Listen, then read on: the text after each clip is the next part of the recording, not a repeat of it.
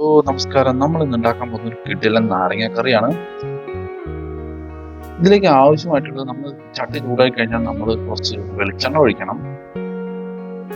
ആ വെളിച്ചെണ്ണ ഒന്നിട്ട് മൂത്ത് വരുമ്പോൾ നമ്മൾ അതിലേക്ക് ഒരു 2 സ്പൂൺ നല്ലെണ്ണയാണ് ഒഴിക്കുന്നത്. നന്നായിട്ടൊന്ന് മൂത്ത് വന്നിട്ടുണ്ട്.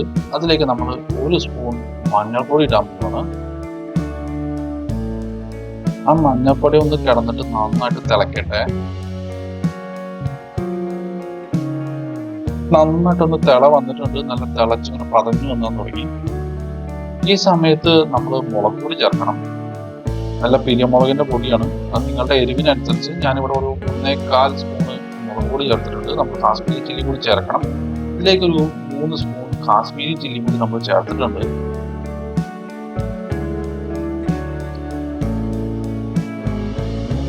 നന്നായിട്ടൊന്ന് തിളച്ചു വന്നിട്ടുണ്ട്.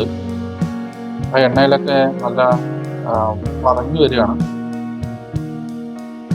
നല്ലൊന്ന് മൂത്തിട്ടുണ്ട്. ഇപ്പൊ നമ്മൾ കുറച്ച് വെള്ളം ഒഴിച്ചു. ഇതിൽ നമ്മളൊരു 1/2 കപ്പ് വെള്ളം നമ്മൾ ഒഴിച്ചിട്ടുണ്ട്. നന്നായിട്ടൊന്ന് വേവട്ടെ.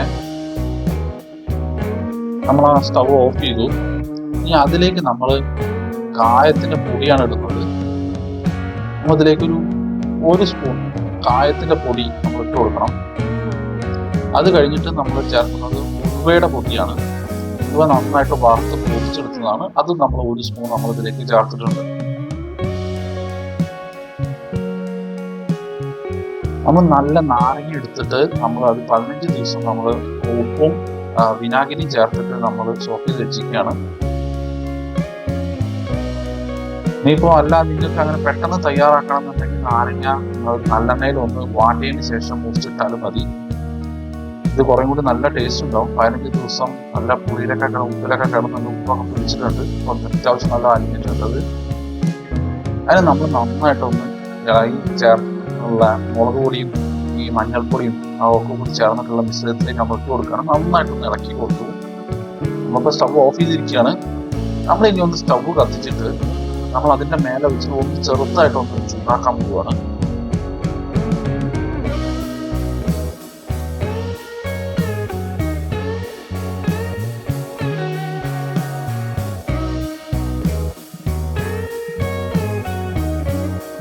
നന്നായിട്ടൊന്ന് ഇളക്കി കൊടുക്കുക. അപ്പോൾ അത് 15 ദിവസം ഇത് ഉപ്പിന്റെ വെച്ച് കിടന്നുകൊണ്ട് അലിഞ്ഞിട്ടുണ്ടാവും. അതുകൊണ്ട് പതുക്കെ ഇളക്കി കൊടുത്താൽ മതി. നമ്മൾ ആദ്യം മാറ്റി വെച്ചിട്ട് അടുത്തൊരു ചട്ടി ചൂടാക്കിയിട്ട് അതിൽ കുറച്ച് എണ്ണ അടക്കുക. അത് വെളിച്ചെണ്ണ ആയിക്കോട്ടെ അല്ലെങ്കിൽ നല്ലെണ്ണ ആയിക്കോട്ടെ. അതിലേക്ക് കുറച്ച് ഉലുവ ഇടാൻ പോവുകയാണ്. ആ ഉലുവ ഒന്ന് മൂത്ത് വരുന്ന സമയത്ത് നമ്മൾ കടുക് പൊട്ടിക്കുന്നു.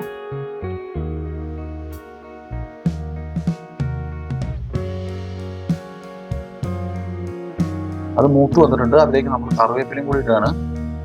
അത് നമ്മൾ എന്ത് ചെയ്യുന്ന വെച്ചാൽ ഒന്ന് അതിൻ്റെ ആ ഒരു നാരങ്ങ കറിയുടെ മേലേക്ക് ഒഴിച്ചൊന്ന് താളിച്ചു കൊടുക്കുകയാണ്. ഇത്രയേ ഉള്ളൂ, കഴിഞ്ഞു. നല്ല ശുദ്ധമായ നാടൻ നാരങ്ങക്കറി റെഡി ആയിട്ടുണ്ട്.